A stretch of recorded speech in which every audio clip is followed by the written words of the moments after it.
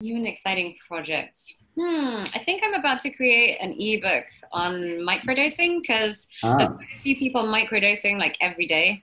And I think this is going to be aimed specifically towards people with psilocybin because just the reports back from it, and this isn't myself. I normally, I'm like a big dose person. I like to do a big dose and then integrate that. But I have a lot of friends and clients who are on antidepressants, and I've spoken to a lot of people now who've had just incredible benefits from microdosing. So I've been looking into the science around that, and I'm going to distill that down into an ebook soon.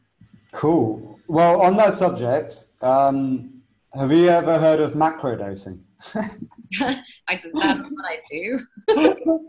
No, that's something like I made up. So basically, like I did an experiment a couple of years ago. Was it? Yeah, about a year and a half ago now, where I took almost every day a slightly sub psychoactive dose. So not like fully psychoactive, but just a little bit psychoactive every day for a month. And then we had like an amazing place in Copenhagen where we rented, and we had like a bunch of musicians and creative people around, and we all pretty much did it. And in 1 month, like my creativity went to another level beyond Okay. belief. Like, does Mike like okay? Let's talk about microdosing. So microdosing, the dose is it's almost like it's so small that how like I as a pharmacist, I'm wondering how does it actually really help anything? And I was thinking that maybe more we need to look at macro dosing, where there's a little bit more. Yeah, this is an interesting concept because personally, from my own experience, when I was in Jamaica assisting on those two mushroom retreats, I had anywhere from 2 to 5 grams as a facilitator whilst helping others through their process. So that's not considered a microdose. That's like a macro dose, as you call it. So, and that after that month, I felt like on fire creatively the last 2, 3 weeks, essentially. And that's when all these ideas for things have been coming through.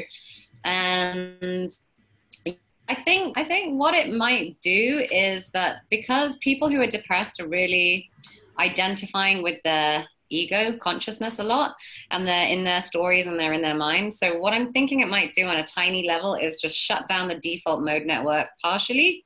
So to allow people to get out of the egoic kind of default Mm. cycles, or maybe the cyclical patternings in the brain of what's going on. So, I mean, we just can't say, there's no studies done on it, but I'm imagining it's just having like a nice subtle effect on that. And it's allowing our, I don't know if you saw that image, which was so beautiful. I think Imperial College London, after their psilocybin research, released it. It was like the two circles of what a brain looks like when it's not on psilocybin and what it looks like when it's on psilocybin. Yeah. And it's like so many more crisscrossing and pathways happening. It's like through all these different parts of the brains that don't normally connect. So what I imagine that's doing is it's just bursting through like all of Mm. your normal kind of depressive thought patternings.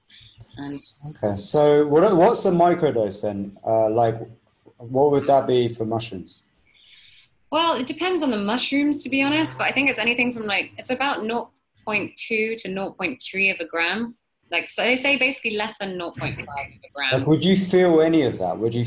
I feel absolutely nothing at all. And I have microdosed a few times, and I found that I was a little bit more emotionally labile, not in like a negative way, but as in like instead of holding on to emotions, I would like express them, or like I would cry if I needed to cry. So I felt like instead of stuffing things down, I was just like releasing as I needed to be. Uh, Right. but I didn't feel any other effects. It's very subtle. And I guess day to day, I'm quite like a get up and go kind of person. I'm not really like slow and methodical. So Yeah. Okay. So will this be also for your book? Will it be on microdosing with mushrooms or other things as I well? think mainly with mushrooms. I'm gonna have to do a lot of research for it, so I need to start doing that now. But I'll probably look at acid as well. Although to me, I just acid feels so chemically. I Mm. really believe that there's like an energy, a natural energy that's bringing us back to nature, our natural elements. I don't know how to explain it, but I just feel like mushrooms, they have something more than just a chemical that's been created in a laboratory. Yeah, I agree. So then Ah. that's my thing of choice. But again, I've met lots of people who've microdosed acid and said really good things about it. So Mm. I think they have slightly different mechanisms of action. I know that acid attaches to the 5-HT2A receptor, but I think psilocybin attaches to the 5-HT2B receptor as well. So I need to look into that, because there was some studies done that showed that if you use, this is why I want to write the book, because I listened to a podcast on psychedelic called Psychedelic Salon, which quite concerned me, which showed that some initial studies done into acid, and there were lots of studies done in the 60s, like over 40,000 participants Wow. in LSD studies back in the 70s. But they found that was actually related to a valvulopathy in the heart. So if you were to microdose, because it causes an enfoldment of the receptor, which over time can lead to a valvulopathy, which can lead to heart failure, which can lead to death. Really? So, I mean, I've met a few people who've said that they're microdosing every day for months and months and months and months and months. I'm like, gosh, that's really bad. Like, really what we should be doing, I believe personally, is maybe twice a week, like every 3 day, 4 day, 3 day, 4 day, and maybe only for 6, maximum 7 months a year. I mean, this is all just my hypothesis, but I just think it's important not to be overdoing these things when we don't have enough research. And what do you think of all these like synthetic ones that you can buy from Israel and places like that in China? These like analogs. Yeah, I mean, what was it? Thalidomide? Remember the analog of that anti-sickness medicine that then caused all the babies to have stumpy little arms? Yeah. Nature's very intelligent, and it knows it.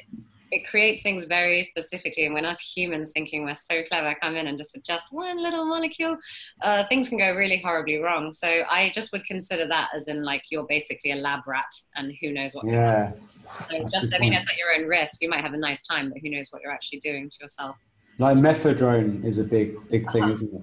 Oh God, that was terrible back at uni. I remember everyone was taking that. Yeah. Melts so horrible. Yeah. I don't even know what the long-term effects. I don't even want to know, to be honest. Because that's actually a weed, a plant food or something. Plant food. Really? Yeah, it was actually plant food, and then they realized that it's like MDMA if you take it. Someone sniffed it by accident. But people would get really wild on it. Yeah. In England, it was a huge problem. It was like all over the place. I remember, actually. I don't think it's around much anymore. I've not heard of it for a very long time. So, but then I guess I've moved on from those days.